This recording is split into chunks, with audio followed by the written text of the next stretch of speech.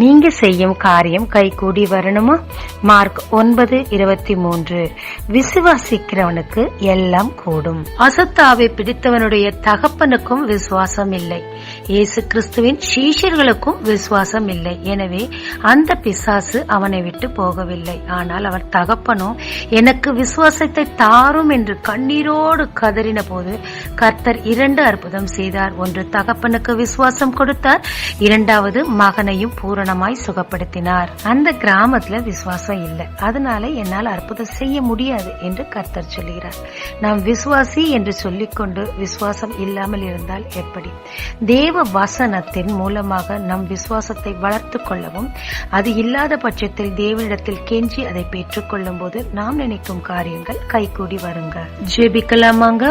தேவரீர், என் காரியங்கள் கைகூட தேவையான விசுவாசத்தை எனக்கு தாரும். இயேசு மூலம் பிதாவே, ஆமென். இயேசு கிறிஸ்துவின் நாமத்தில் இந்த நாளில் உங்களை ஆசீர்வதிக்கும் ஜீசஸ் விஷன்.